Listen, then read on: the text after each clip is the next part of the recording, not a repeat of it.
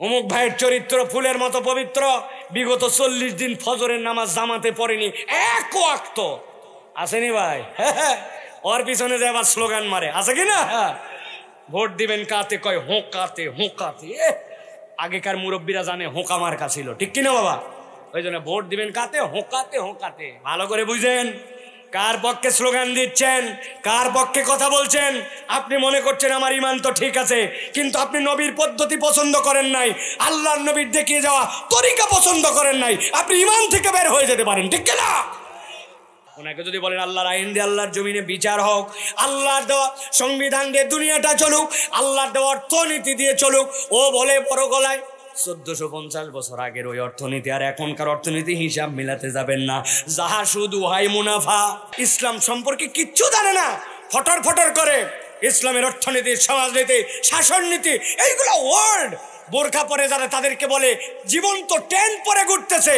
আল্লাহ এমন থাপ্পড় দিছে যে এক কাপড়ে দেশ ছেড়ে চলে যাওয়া লাগছে। এমন দলের মধ্যে উনি যোগ দিছে। আগে মনে করতো আল্লাহর আইন দিয়া দুনিয়ায় বিচার হোক, শাসন হোক, আল্লাহর আইন দিয়ে সমাজ চলুক, কিন্তু এখন দল চেঞ্জ করে এমন দলে গেছে ওই দলে এটা স্বীকার করে না। এই জন্য হাজি সাহেব, নামাজি সাহেব, পাঞ্জাবি সাহেব, দাড়ি সাহেব, জুব্বার সাহেব, কিন্তু উনি আল্লাহর বিধানের পক্ষে কথা বলতে পারে না। এরকম লিডার, এরকম কর্মী সমর্থক আমাদের এলাকায় আছে না? না। আজকে আমরা সংক্ষিপ্ত সময়ে কোরআনুল কারীম থেকে যে বিষয়ের উপরে আমরা কথা শুনবো সেটি হচ্ছে দুনিয়ার এই জীবনের শেষে আল্লাহ বলছেন ওয়া আন্নাকুম ইলাইনা লা তুরজাউন, আমার কাছে কি তোমার ফেরত আসতে হবে না? আল্লাহর কাছে বান্দাদেরকে ফেরত যেতে হবে। আমি ঠিক বললেও যেতে হবে, না বললেও যেতে হবে। কথা ঠিক কিনা? তো আল্লাহর কাছে হাসরের দিনে যখন বান্দারা উত্থিত হবে, আল্লাহর কাছে যখন দাঁড়াবে, কোরআন সুন্নাহর আলোকে আমরা বুঝতে পারি যে হাসরের দিনে মানুষ যখন আল্লাহর সামনে দাঁড়াবে, তখন আল্লাহ তাবৎ দুনিয়ার মানুষকে 4টা শ্রেণীতে বিভক্ত করবেন। কথা বলতে হবে, হাসরের দিনে আল্লাহর কাছে উত্থিত মানুষ কয় দলে বিভক্ত হবে? সবাইকে একটু আস্তে করে হলেও ভাই উচ্চারণ করে বলতে হবে, কয় দলে? 4 দলে। হাতগুলো আমি যখন নিচে নামাতে বলবো এরকম করে রেডি করে হাত নামায় রাখবেন। এরপরে যখন আমি আবার জিজ্ঞাসা করব তখন উত্তর দিবেন আপনারা। 4 দলের এক দলের পরিচয় হচ্ছে সকল মানুষ, যেই মানুষগুলি আল্লাহর সামনে উত্থিত হবে এবং বিনা হিসাবে তারা জান্নাতে যাবে, এটা এক দল। 2 নম্বর, এক দল মানুষ যারা আল্লাহর কাছে উত্থিত হবে এবং বিনা হিসাবে জাহান্নামে যাবে। আরেক দল লোক, যেই মানুষগুলো আল্লাহর কাছে উত্থিত হবে কিন্তু তাদের হিসাব হবে, হিসাব হওয়ার পরে আল্লাহ তাদেরকে জান্নাতে দিবেন। আর এক দল লোক, যেই মানুষটা আল্লাহর সামনে উত্থিত হবে, হিসাব হবে কিন্তু ধরা খেয়ে যাবে, হিসাব হওয়ার পরে তাদেরকে জাহান্নামে পাঠানো হবে। হাতগুলা নিচে নামান। এবার একসাথে জিজ্ঞাসা করব, হাসরের ময়দানে তাহলে কয় দলে আল্লাহর সামনে মানুষ উত্থিত হবে? সব হাত ওঠে নাই, একসাথে উঠাতে হবে। হাত নামান। একসাথে কয় দলে? লাস্ট আরেকটা সুযোগ দিব, একসাথে হাত তোলেন। কয় দলে? 4 দলে। এত কষ্ট যে দিচ্ছি আপনাদের, এর কারণ আছে। ইতিমধ্যেই 31 মিনিট কথা বলছি, বাকি যে কথাটি বলবো এই কথাগুলি আপনাদের যেন বাড়িতে অন্তত যায়। আসলাম, পাঁথারা একটা ওয়াজ শুনলাম, এরপরে হই হই করে তাকবীর স্লোগান দিয়া বাড়ি চলে গেলাম। আমি এই ওয়াজ জানি না ভাই, এই জন্য একটা নির্ধারিত বিষয় আপনাদের সারা জীবনের জন্য এলেম মনে করে এইটা যেন আপনার বাড়ি পর্যন্ত যায়। কোন দলে আমার থাকতে হবে? ওই দল যেই দলগুলো আল্লাহর কাছে ধরা খাবে, তাদের কি বদরোগ ছিল, আর সুগুণওয়ালা মানুষ কারা, এই বিষয়ের একটা কমপ্লিট প্যাকেজ শুনে আমরা বাড়িতে যাব ইনশাআল্লাহ। সবাই বলেন আল্লাহুম্মা আমিন। আল্লাহ যেন আমাদেরকে এই কথাগুলো আমল করার তৌফিক দান করেন, বলেন আল্লাহুম্মা আমিন। প্রিয় ভাইয়েরা, প্রত্যেক মানুষের কাঁধেই আমল নামা আছে, আছে কিনা ভাই? কিরামান কাতিবিনা ইয়ালামুনা মা তাফআলুন। কিন্তু গভীর মনোযোগে বোঝেন, আল্লাহর সৃষ্টি 3 ধরনের। একটা হচ্ছে ক্ষণস্থায়ী, একটা হচ্ছে দীর্ঘস্থায়ী, আর একটা হচ্ছে চিরস্থায়ী। কয় ধরন? ভালো করে বুঝেন। ক্ষণস্থায়ী ইযা আরাদা শাইআন আন ইয়াকুলা লাহু কুন ফায়াকুন। আল্লাহ চান হও, হয়ে যায়। আবার আল্লাহ যখন চান নষ্ট হয়ে যায়। গাছপালা, আপনার আমার মাছ, এই যে গরু, ছাগল, ভেড়া, বকরি, যে সৃষ্টিগুলো আমরা দেখি আছে আবার নাই, শেষ শুরু। আমরা দেখতেছি আমার সামনেই হলো, আবার ধ্বংস হয়ে গেল, আছে না ভাই? এগুলো আল্লাহরই হুকুমে, কিন্তু এগুলো ক্ষণস্থায়ী। আরেকটা দীর্ঘস্থায়ী। ওই আসমান কবে সৃষ্টি হয়েছে? আল্লাহ যখন প্রথম সৃষ্টি করছেন। জমিন, তারা, সূর্য দীর্ঘস্থায়ী সৃষ্টি, কিন্তু তার মানে এইটা না চিরস্থায়ী। আল্লাহ যখন চাইবেন এইগুলা সব তখন ধ্বংস হয়ে যাবে। এইগুলা এই জন্য দীর্ঘস্থায়ী কিন্তু ধ্বংস। আর একটা আছে চিরস্থায়ী সৃষ্টি, সেটা কি? আল্লাহ রূহ যখন সৃষ্টি করেছেন, আলাস্তু বিরব্বিকুম, ওখানে বলেছেন কবরে যাওয়ার পরে জিজ্ঞাসা করেন মান রব্বুকা, আর এর মধ্যে জিন্দেগি চালানোর জন্য কোরআন খুলছেন। ওই আসমানের রুহের জগৎ আর ওই জিজ্ঞাসার মধ্যের উত্তরের জন্য আল্লাহ কোরআন খুলে পরিচয় দিয়েছেন আলহামদুলিল্লাহি রব্বিল আলামিন। ওই যে রবের জিজ্ঞাসা যে রুহের কাছে, আর এইখানেও যে জিজ্ঞাসা হক কবরের রুহে, এই রুহকে আল্লাহ রাব্বুল আলামিন চিরস্থায়ী করেছেন। ওইটা মানুষের শরীর থেকে আলাদা হয়, কিন্তু ওই রুহ মানুষের সাথে আবার সম্পৃক্ত হবে। চিরস্থায়ী জান্নাত অথবা চিরস্থায়ী জাহান্নাম, ওইটার কোনো ক্ষয় নাই। আল্লাহ যতদিন তার ক্ষয় চাবেন না, সুবহানাল্লাহ বলেন। কিন্তু ইন্টারেস্টিং পয়েন্ট হচ্ছে, এই যে রূহ আমাদের জন্য আল্লাহর পক্ষ থেকে দেওয়া নিয়ামত, আল্লাহর পক্ষ থেকে দেওয়া আল্লাহর বিধান, আল্লাহর হুকুম, কিন্তু এটার একটা চমৎকার বিষয় আছে। কি বিষয়? খেয়াল করেন, কিরামান কাতিবিন ইয়ালামুনা মা তাফআলুন। আপনার ডানে বামে ফেরেশতা আছে। মানুষের রূহ বের হয়ে গেল, ইল্লিন সিজ্জিনে রওনা হয়ে গেল, মানুষের দেহর সাথে সম্পর্ক চলে গেল। কাঁধের দুই ফেরেশতা রিটায়ার্ড, তাদের আর কোনো কাজ নাই, আল্লাহর কাছে চলে যাবে ফেরেশতারা আমলনামা জমা দিয়ে। আল্লাহ এরপরে তাকে যে দায়িত্ব দিবেন সেই দায়িত্ব পালন করবে। কিন্তু আপনার আমার রূহ যেটা, ওইটার সাথে দুনিয়ায় এই যে কোরআন, এই কোরআন হচ্ছে আপনার জন্য প্রশ্নপত্র এবং আপনার জন্য গাইড।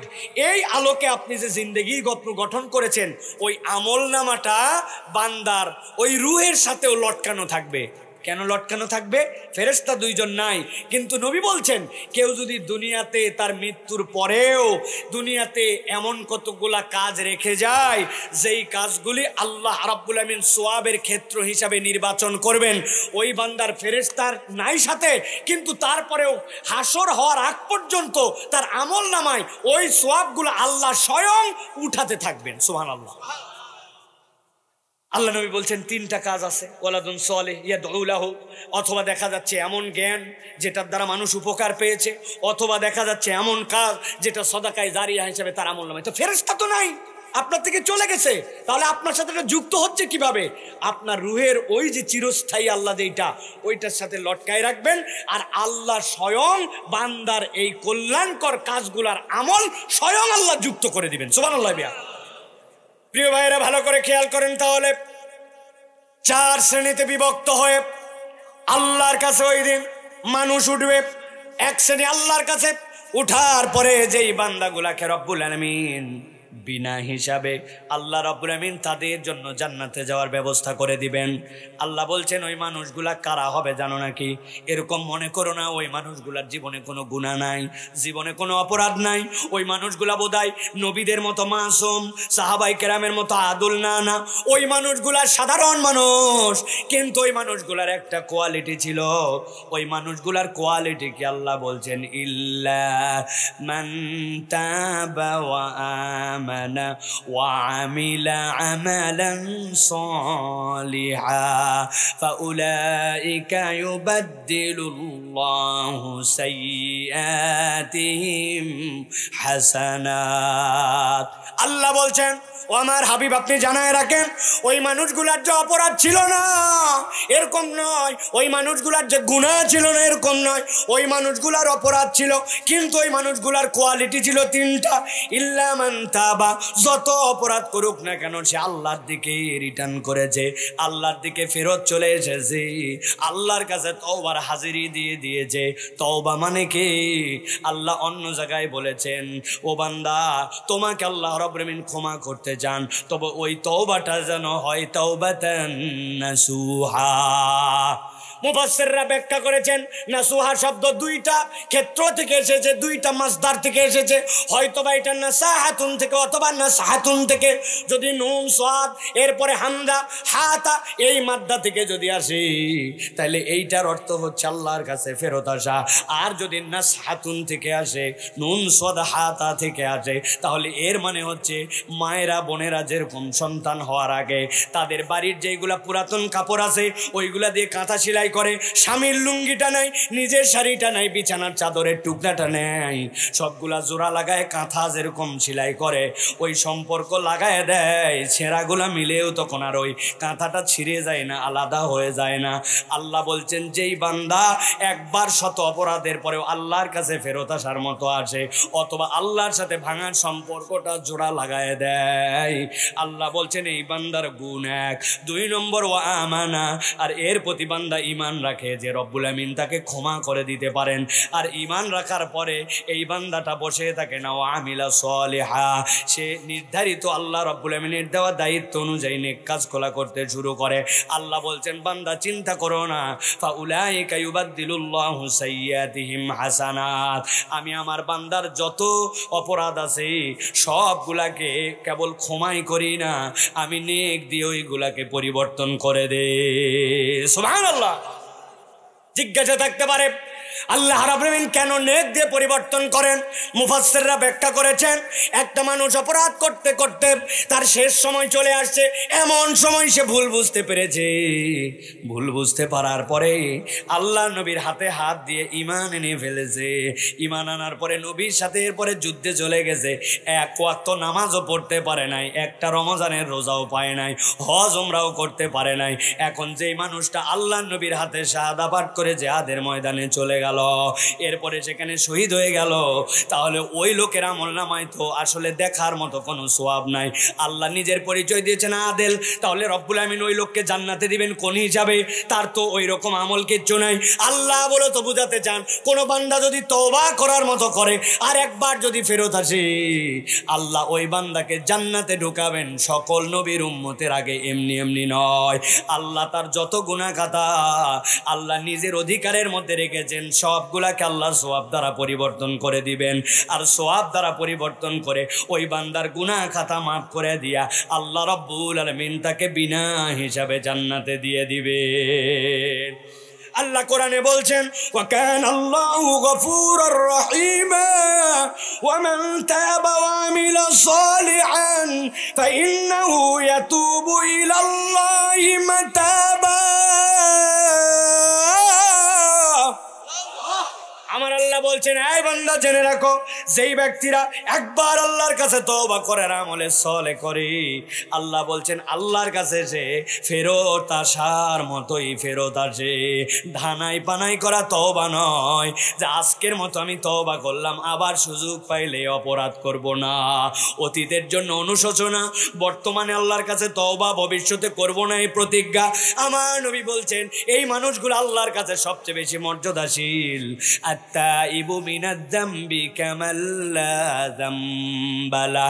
আল্লাহ নবী বলছেন যেই ব্যক্তি আল্লাহর কাছে তওবা করে ফেরত আসে তার যেন কোনো গুনাহ নাই। আল্লাহ বলছেন এই ব্যক্তিগুলা আল্লাহর কাছে দাঁড়াবে আর রব্বুল আমিন তাদেরকে বিনা হিসাবে জান্নাতে দিবেন। সুবহানাল্লাহ। তবে ছোট্ট একটা শর্ত আছে। কি শর্ত? যে আল্লাহর কাছে যে ঈমান আনছি এই ঈমানের বুঝটা একটু ক্লিয়ার থাকতে হবে। মুহাদ্দিসিন একরাম ব্যাখ্যা করেছেন, তাফসীরের মধ্যে এটার প্রসঙ্গ এসেছে, ওয়াল্লাযীনা ইউহাদুনা ওয়ালা ইয়াদউনা ওয়ালা ইয়াবুদুনা ইলাহান গায়রুহু। 3টা শর্ত যার সাথে আছে। 1 নম্বর, যারা আল্লাহ ছাড়া কাউকে ডাকে না।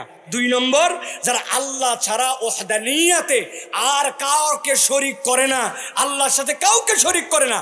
আর 3 নম্বর, ওই মানুষগুলা আল্লাহর ইবাদতে কাউকে অংশী মানে না। এই 3 গুণ আছে যার, আর এর সাথে তওবা আছে যার, আল্লাহ রাব্বুল আমিন তাকে বিনা হিসাবে জান্নাতে দিবেন। সুবহানাল্লাহ। তাহলে বুঝে থাকলে বলেন, হিসাব করে জান্নাতে যাওয়া সহজ না বিনা হিসাবে জান্নাতে যাওয়া সহজ? জিজ্ঞাসা করব এখানে দুইটা প্রসঙ্গে উত্তর দিতে হবে। আমরা কি জান্নাতে যেতে চাই? অবশ্যই চাই আমরা, ঠিক কিনা ভাই? এবার জিজ্ঞাসা করব, আমাদের কি গুনাহ খাতা আছে না নাই? আছে। জান্নাতেও যেতে চাই, গুনাহ খাতাও আছে। আল্লাহ বলছেন আমি তো তোরেই খুঁজতেছি, আমি তো তোমাকে খুঁজতেছি বান্দা। তুমি তওবা করে বিনা হিসাবে জান্নাতে যাবা। যেই ব্যক্তির গুনাহ নাই ওর আবার হিসাব কি? কিন্তু যেই ব্যক্তির গুনাহ আছে তারই না মাপ নেওয়া লাগবে। এই জন্য প্রিয় ভাইয়েরা, একটু হিসাব করে দেখেন, আমাদের জন্য বিনা হিসাবে জান্নাতে যাওয়ার তরিকাটা সবচেয়ে সহজ। একবার যদি ফেরত আসার মতো আসতে পারি, অপরাধ হয়ে গেছে, গুনাহ হয়ে গেছে, ভুল করে ফেলছি, আল্লাহ তোমার কাছে আমি ফেরত আসলাম, আল্লাহ তাহলে এই দলকে বিনা হিসাবে জান্নাত দিবেন। তাহলে দল হবে কয়টা? মনে আছে তো? চলেন সামনে আগাই। আল্লাহ বলছেন এরপরে 2 নম্বর দল, যেই মানুষের কোনো হিসাব হবে না, বিনা হিসাবে রব্বুল আমিন তাদেরকে জাহান্নামে দিয়ে দিবেন। বড় ভয়ঙ্কর দল তারা। আল্লাহ বলছেন ওয়ামাইয়ারতাদিদ মিনকুম আন দীনিহি, দুনিয়ার বুকে এমন কতগুলা মানুষ আছে যেই মানুষেরা ইসলামের উপরে ছিল, দ্বীনের উপরে ছিল, কিন্তু তারা অতি বুঝে বেশি বুঝে মুরতাদ হয়ে গেছে, আল্লাহর দ্বীন থেকে মুখ ফিরায় নিয়েছে। আল্লাহ বলছেন ফায়ামুত ওয়া হুয়া কাফির, এমন অবস্থায় সে আর তওবা না করে মারা গেছে, মুরতাদ অবস্থায় মারা গেছে। আল্লাহ বলছেন ফাউলাইকা হাবিতাত আমালুহুম, রব্বুল আমিন তার সকল আমল ধ্বংস করে দিবেন, ফিদ দুনিয়া ওয়াল আখিরা, দুনিয়া আখিরাতে তার কোনো আমল আর আল্লাহর কাছে অস্তিত্ব নিয়ে থাকবে না। রব্বুল আমিন বলছেন ওয়া উলাইকা আসহাবুন নারি হুম ফিহা খালিদুন, ওই মানুষগুলোকে রব্বুল আমিন চিরস্থায়ী জাহান্নামের মধ্যে ঢুকাবেন। ওই বান্দার কোনো হিসাবও হবে না, ওই বান্দার কোনো আমল নামা নিয়ে আল্লাহর কাছে দাঁড়ানোর সুযোগ হবে না। আমাদের সমাজে অনেক মানুষ আছে মুরতাদ হয়ে যায়, নিজেরাও জানে না। একটুখানি বড় জায়গায় চান্স পাইছে, একটু ডাক্তার হয়েছে, ইঞ্জিনিয়ার হয়েছে, এমন বুঝা বুঝছে দিন, সে এখন নিজেই পণ্ডিত হয়ে যায়, ইসলাম নিয়ে কটূক্তি করে, নানান মন্তব্য করে। ইসলামের বিধান আর তার কাছে ভালো লাগে না, বলতে বলতে উল্টা পাল্টা কথা বলে বসে। আপনার আমার সমাজে এরকম নামদারি মুসলমান পরিবার থেকে মুরতাদ হয়ে যাওয়া অনেক যুবক, অনেক মানুষ আছে কিনা? ওনাকে যদি বলেন আল্লাহর আইন দিয়ে আল্লাহর জমিনে বিচার হোক, আল্লাহর দেওয়া সংবিধান দিয়ে দুনিয়াটা চলুক, আল্লাহর দেওয়া অর্থনীতি দিয়ে চলুক, ও বলে বড় গলায় 1450 বছর আগের ওই অর্থনীতি আর এখনকার অর্থনীতি হিসাব মিলাতে যাবেন না, যাহা শুধু হয় মুনাফা। আছে না ভাই? বড় গলায় বলে আমাদেরকে উল্টা, আবার আমাদেরকেই বুঝ দিতে আসে। ও মনে করছে বিরাট বড় বাপের বেটা, আসলে কোনো বাপের বেটা নয়। আল্লাহ বলছেন সে দিন থেকে বেরিয়ে মুরতাদ হয়ে গেছে, অথচ সে বোঝে না। এই অবস্থায় আল্লাহর দিন নিয়ে যদি কেউ মন্তব্য করে আর দিন থেকে যদি একবার সরে যায়, আল্লাহ বলছেন ওই মানুষগুলার আল্লাহ রাব্বুল আলামিনের কাছে কোনো হিসাব হবে না। অতএব আমি কম বুঝতে পারি, আমার বুঝে দুর্বলতা থাকতে পারে, ইসলামের সব বিধানের ব্যাপারে আমার পরিষ্কার ধারণাও নাও আসতে পারে, কিন্তু আপনাকে ইমানে মজবুত থাকতে হবে। আল্লাহর দেওয়া দিন সেটাই সর্বশ্রেষ্ঠ, আল্লাহর দেওয়া দিনের মধ্যে কোনো সন্দেহ নাই। আমার বুঝে ধরলেও ভালো, না ধরলেও ভালো। এইটা যদি না আমরা ইস্তেকামতে নিতে পারি, তাহলে আল্লাহর কাছে ধরা খেয়ে যাওয়ার চান্স আছে কিনা? আল্লাহ কোরআনে বলছেন ওয়ায়াকুলুল্লাযীনা আমানু আহাউলাই, আল্লাহ বলতেছেন ওই মানুষগুলা ইমানদারদেরকে ডাক দে বলে আল্লাযীনা আকসামু বিল্লাহি জাহাদা ঈমানিহিম ইন্নাহুম লামাকুম হাবিতাত আমালুহুম ফাসবাহু খাসিরিন। ওরা ভাবে আমরা তো একসাথেই চলাফেরা করেছি ইমানদারদের সাথে, ইমানদারের ঘরে আমার জন্ম, তাইলে আমার আমল নামা আবার কেমনে নষ্ট হয়ে গেল? ভালো করে বুঝতে হবে, আল্লাহর দিন নিয়ে যদি আপনি কোনো কটূক্তি করেন, আল্লাহর দিন নিয়ে যদি কোনো বাজে মন্তব্য করেন, আপনার ঈমান চলে যেতে পারে, ঠিক না? অনেক সময় আমি বলে থাকি এই কথাটা ভালো করে নেন, মানুষ দুই ভাবে অপরাধ করে। আপনি একটা ছেলেকে বুঝাই বলছেন ভাই দাড়িটা রাখ না, ভাই দাড়ি রাখিস না কেন, কোনো তো কারণ নাই, ভাই নামাজটা একটু পড় না, ভাই নামাজটা একটু পড়লে সমস্যা কোথায়? খেয়াল করেন ওই ছেলে উত্তর দিচ্ছে ভাই দাড়ি রাখাই উত্তম, রাখাটাই উচিত, নবী দাড়ি রাখছেন, সকলের দাড়ি ছিল। আমার মনের মধ্যে কি যে শয়তানি, দাড়ি রাখি আবার কেটে ফেলি, দাড়ি রাখতে হবে ভাই, দাড়ি রাখাই উচিত। নামাজ পড় ভাই, ভাই নামাজটা আসলে পড়া উচিত ভাই, সত্যি সত্যি আমি নামাজ কিন্তু বাদ দেই না, পড়ি কিন্তু মাঝে মাঝে ছুটে যাবো ভাই, নামাজটা পড়াই আমার দায়িত্ব, আপনি একটুকু ভুল বলেন নাই। এই ধরনের উত্তর একটা।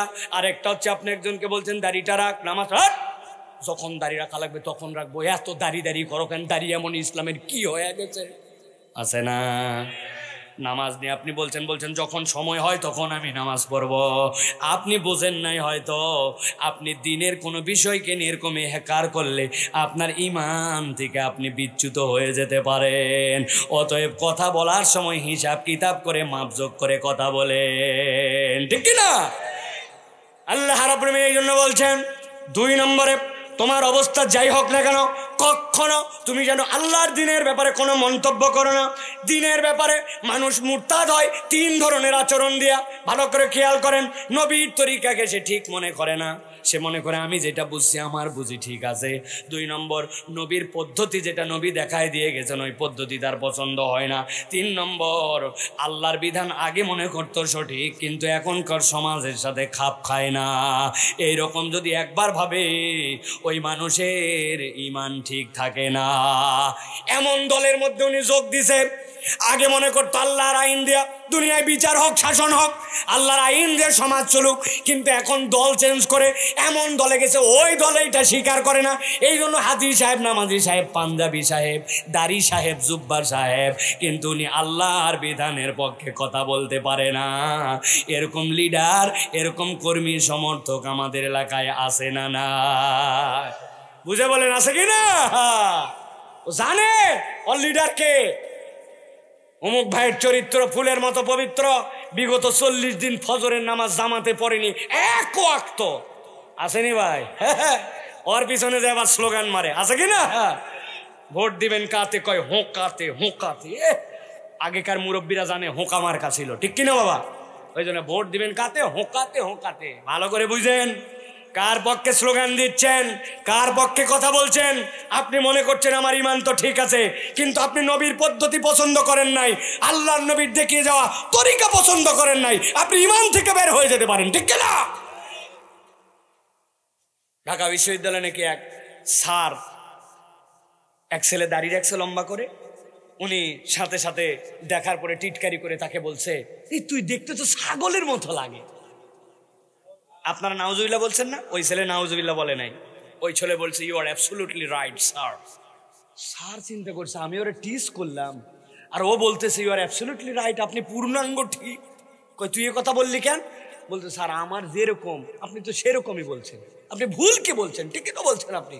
বলছে সাংঘাতিক ছেলে তো। তবে বলছে স্যার আপনি যদি আমাকে সাহস দেন তাহলে আমি আপনাকে একটা কথা বলতে চাই। বলছে বল বাবা বল, কি বলবি বল, তুই যেহেতু অ্যাবসলিউটলি রাইট বলছিস। হ্যাঁ বলছে স্যার আমার দাড়ি এইরকম জন্য আমাকে ছাগল ছাগল লাগে, এই জন্য আপনি আমাকে ছাগল দাড়ি বলছেন, কিন্তু আপনাকে দেখার পর আমার কুত্তা কুত্তা লাগে। কেমন লাগে? কুত্তার মুখে দাঁড়িয়ে আসেনি আপনাদের এলাকায়? বলছে হ্যাঁ যেরকম লাগে সেরকমই বলছে স্যার। তো এরকম মাঝে মাঝে যেরকম কুকুর ওরকম মুগুর লাগে, ঠিক কি না? ইসলাম সম্পর্কে কিচ্ছু জানে না, ফটর ফটর করে। ইসলামের অর্থনীতি, সমাজনীতি, শাসন নীতি এইগুলো ওয়ার্ড। বোরখা পরে যারা তাদেরকে বলে জীবন্ত ট্রেন পরে ঘুরতেছে। আল্লাহ এমন থাপ্পড় দিছে যে এক কাপড়ে দেশ ছেড়ে চলে যাওয়া লাগছে। ভালো করে বুঝেন। হ্যাঁ এত সহজ নয়, উল্টা পাল্টা কথা বলেন না। আল্লাহ রাব্বুল আলামিন ধরে না, তবে আল্লাহ ধরলে ছাড়ে না।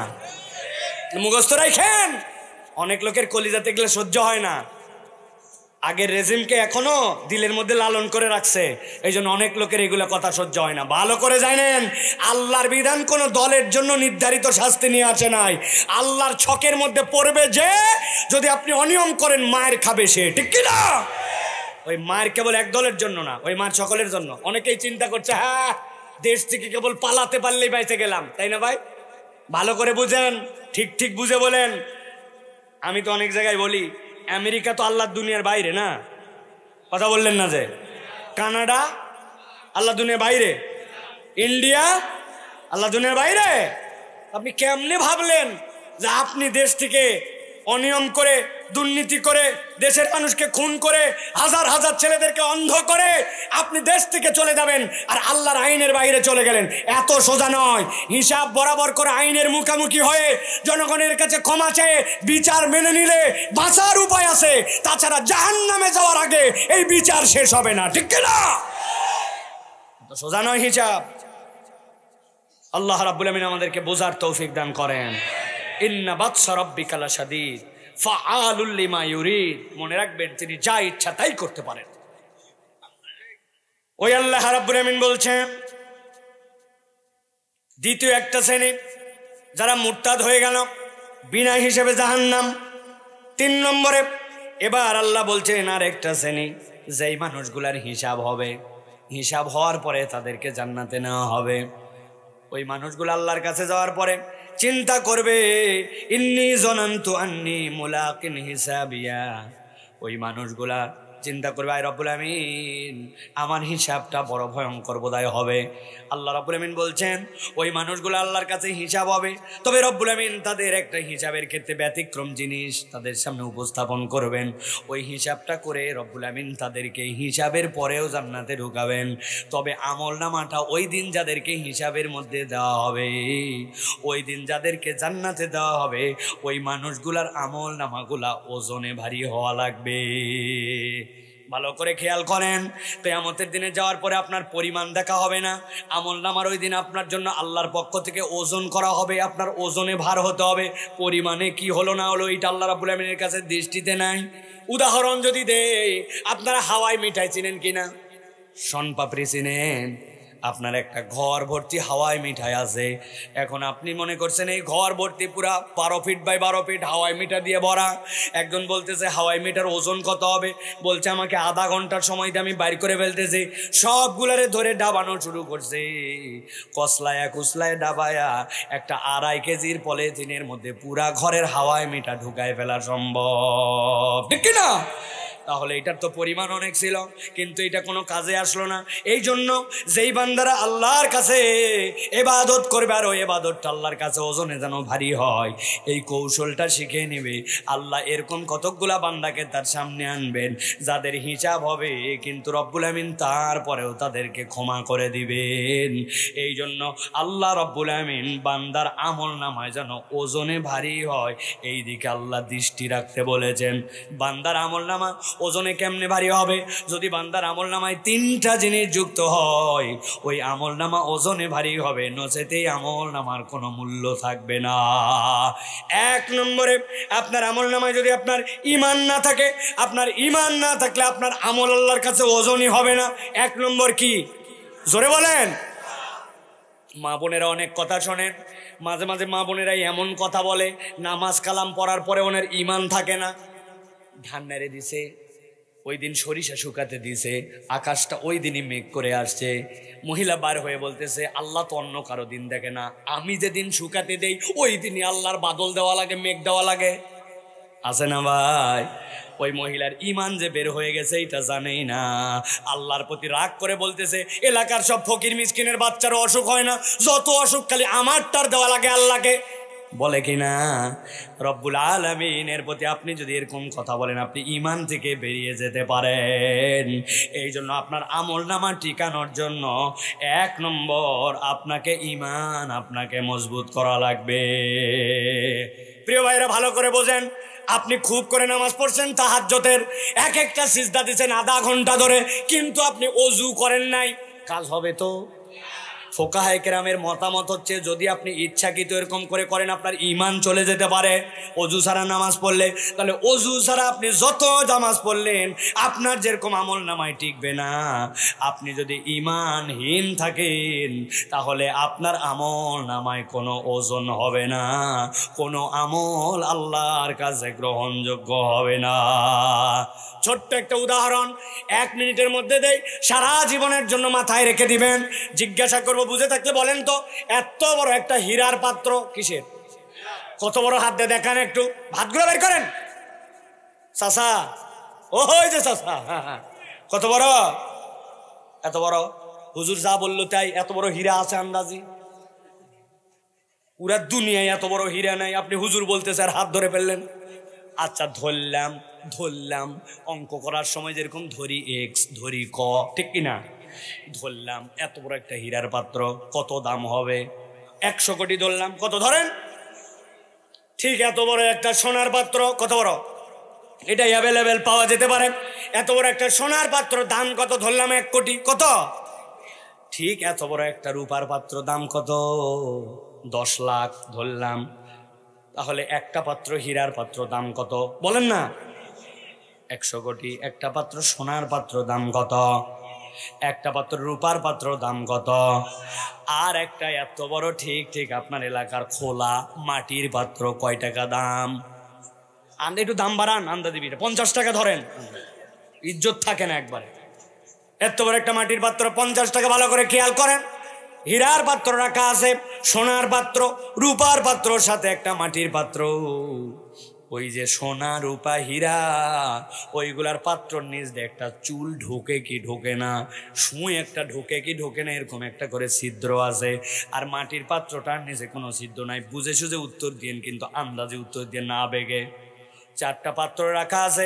এলাকার একটা গোয়ালাকে বলছেন, ভাই তুমি 4 পাত্রের মধ্যে হাফ কেজি করে তুমি 2 লিটার দুধ ঢেলে দাও।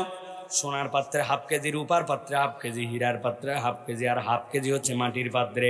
ওই 3 পাত্রের মধ্যে একটা সুই ঢোকে কি ঢোকে না, এরকম করে ছিদ্র আছে। আর যেটা মাটির পাত্র ওইটার নিচে ছিদ্র নাই। বুঝে উত্তর দিবেন, কিন্তু উল্টাপাল্টা বলেন না। তাহলে এই 4 পাত্র 2 ঘন্টা পরে আছে, কোন পাত্রের দুধ থাকবে আর কোন পাত্রের দুধ থাকবে না?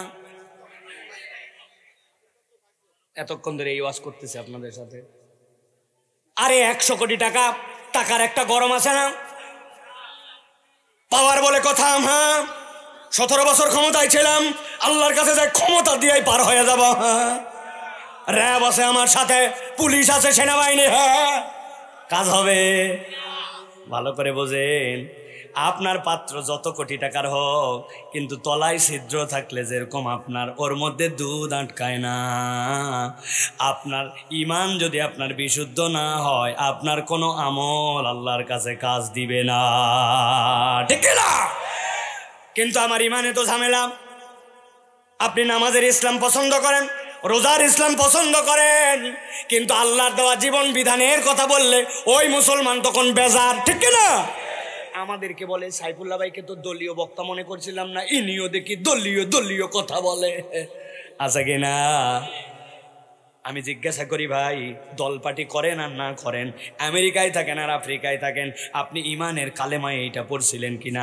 আমানতু বিল্লাহি ওয়া মালাইকাতিহি ওয়া কুতুবিহি ওয়া রুসুলিহি পড়ছেন কিনা? একটু হো হা করেন ভাই, পড়ছেন নি আপনারা? আশহাদু আল্লা ইলাহা ইল্লাল্লাহ আর আমানতু বিল্লাহ, এটার মধ্যে পার্থক্য আছে। ওলামা ইকরামের কাছে এগুলো শুনে নেবেন। সাপ্তাহিক দর্শ মাদ্রাসার থেকে হওয়া দরকার।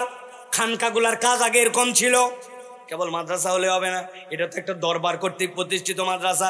এলাকার ইসলাহের জন্য এই খানকাও চলান লাগবে, যাতে করে মানুষজন দর্শগুলা বোঝে। আর সাধু মানে সাক্ষ্য দেওয়া, কিন্তু আমানতু বিল্লাহ মানে সাক্ষ্য দেওয়া না। আমানতু বিল্লাহ মানে আমি মেনে নিলাম। কি মানলেন? আল্লাহ মানলেন, রসুল মানলেন, তার যা কিতাব আছে পুরাটা মানলেন না অর্ধেক মানলেন? বললেন না ভাই? জিজ্ঞাসা করবো, ওই যে পিছন থেকে উত্তর দিবেন। 1 লোক কোরআন শরীফ নিয়ে বলছে সুবহানাল্লাযী আসরা বিআবদিহি লাইলাম মিনাল মাসজিদিল হারাম। এই পর্যন্ত আমার পড়ালেখা শেষ, কোনো এ নিয়ে আমার বক্তব্য নাই। তবে বাকি 15 পারা এখনো শেষ করতে পারি নাই। ওর মধ্যে কিছু কিছু বক্তব্য আমার থাকতে পারে। 15 পারায় পূর্ণাঙ্গ ইমান, বাকি 15 পারা পরে দেখা যাবে। এই লোক তাহলে 50% মুসলমান, ঠিক তো?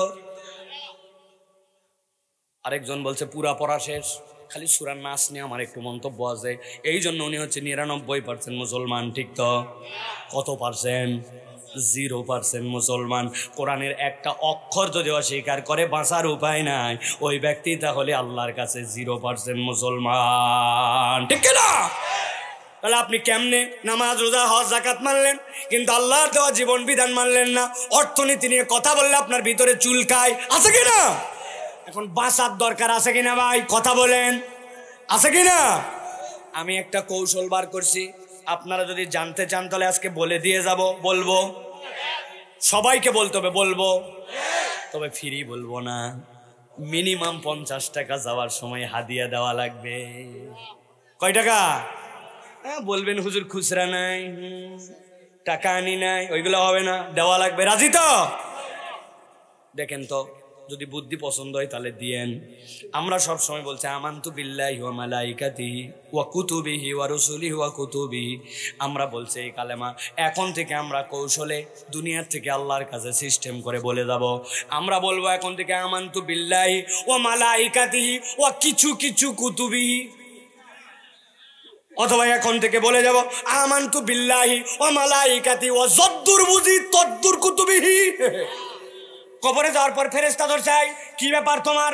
বলছে আমি আগেই বলে আসছিলাম কুমিল্লায় যদ্দুর বুঝি তদ্দুর কুতুবি, আমার ধরা যাবে না। বলেন তো বাটাম একটাও মাটিতে পড়বে? এই বুদ্ধি নিয়ে 50 টাকা দেওয়া যাবে না। আল্লাহ এই জন্য বলছেন বান্দা আমল নামায় যদি তুমি ওজন বাড়াতে চাও, 1 নম্বর তোমার ঈমান বিশুদ্ধ হওয়া লাগবে। এই দেশে হাজার হাজার মানুষ স্লোগান তোলে আল্লাহ ছাড়া অন্যের নামে, নামাজও পড়ে, হজও করে, ঈদের নামাজেও যায়, কিন্তু তার ঈমান যে বিশুদ্ধ হয় নাই এই খবর নাই, ঠিক না? 2 নম্বরে আপনার ওজন যদি আমল নামায় বাড়াতে চান, আপনার নিয়ত বিশুদ্ধ করতে হবে, ইখলাস লাগবে। কি লাগবে? আপনার লোক দেখানো যদি আমল হয়, আপনার আমল আল্লাহর কাছে ওজন হবে না। সবাই উমরা করে ফেললো, আমি কেবল পাড়ার মধ্যে বাকি থাকলাম, এলাকার লোক কি বলবে, এই জন্য একবার উমরা করি। এটা কি এলাকার লোকের জন্য না আল্লাহর জন্য? এলাকার লোকের জন্য।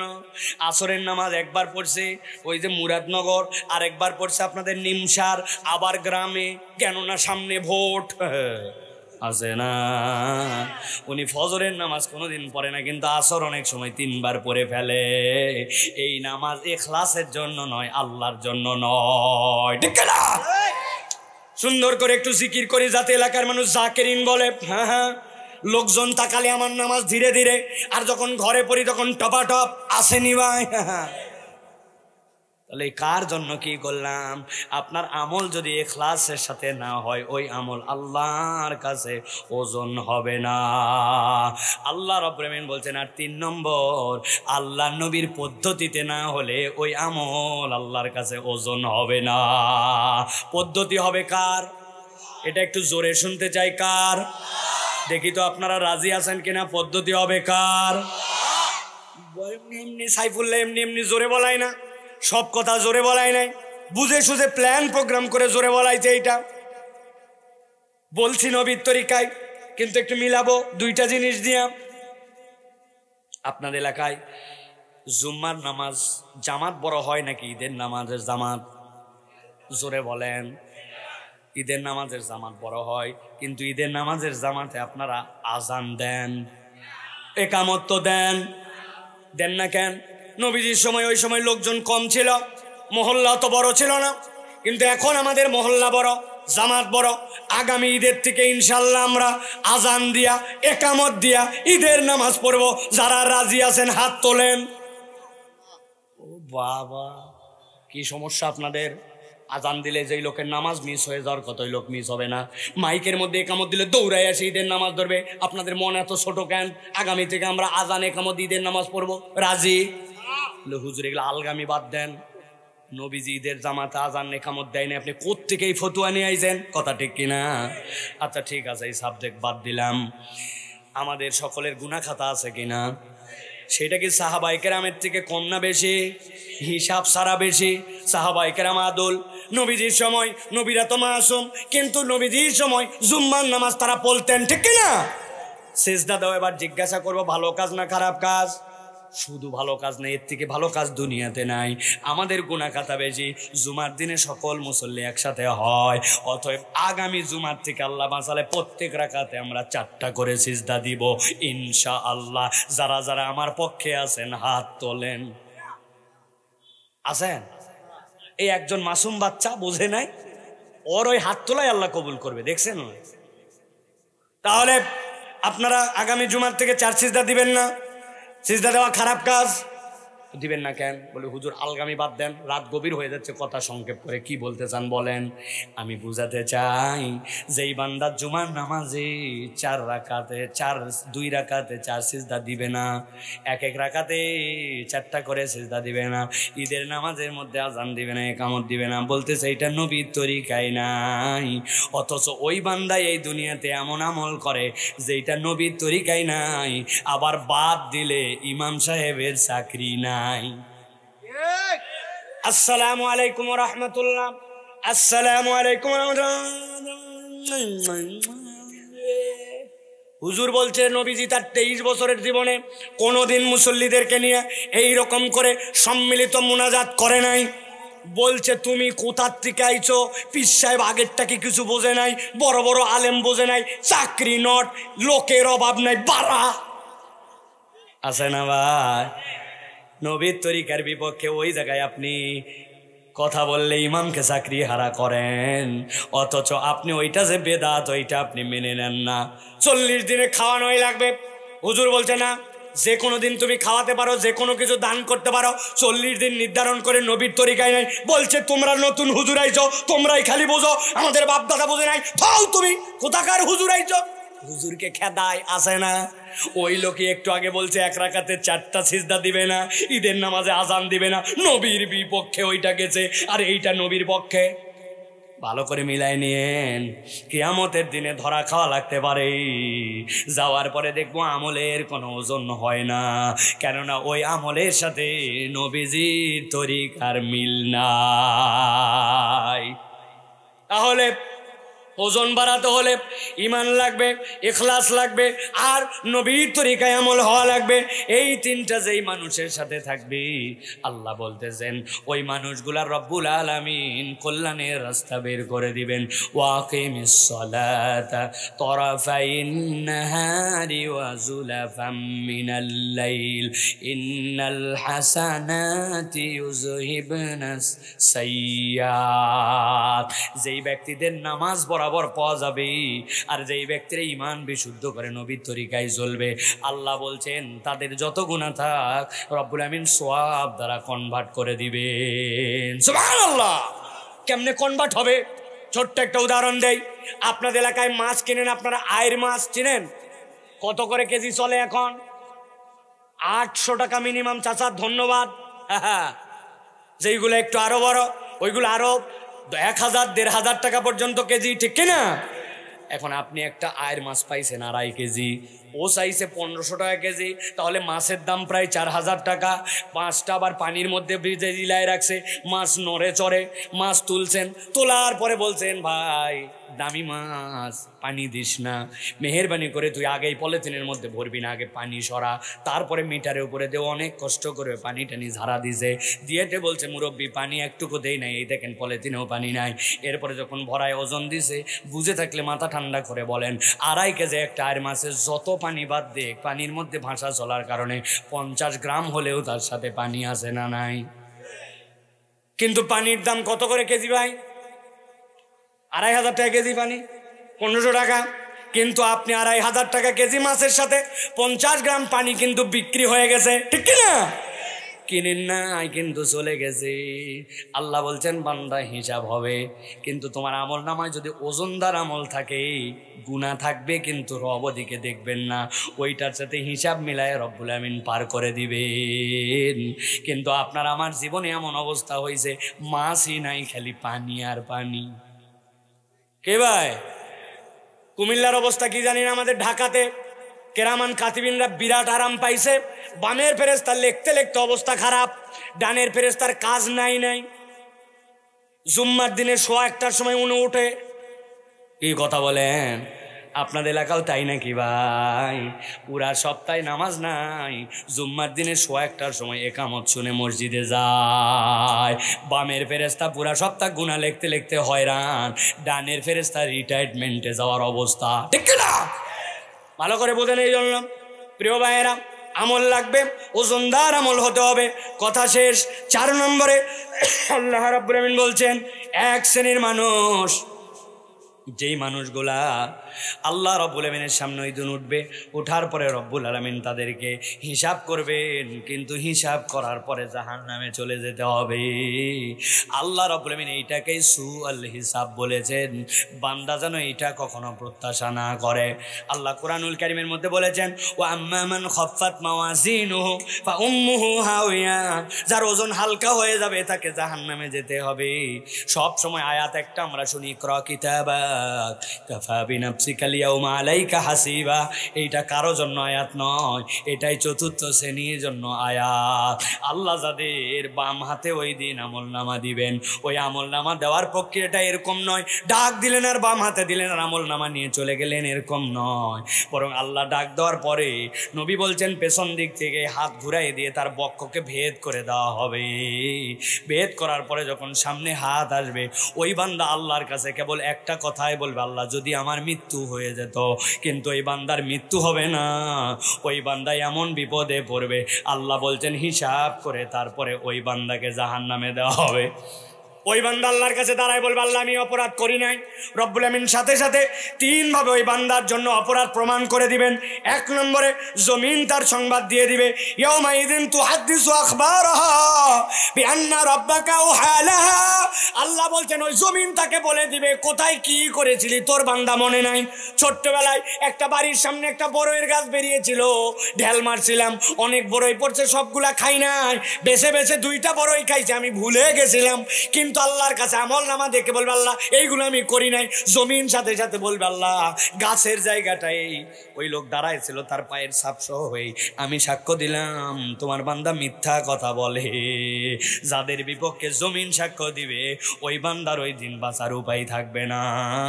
অপরের আল ঠেলে 4 আঙ্গুল জমি ঠেলছেন, রাস্তার মধ্যে সানসেট বাড়ায় দিয়েছেন, অপরের ভাইয়ের বোনের মধ্যে জমি বন্টন করার কথা আজ পর্যন্ত ন্যায্যভাবে বন্টন করে দেন না। আল্লাহ বলছেন জমিন সবগুলা আল্লাহকে বলে দিবে।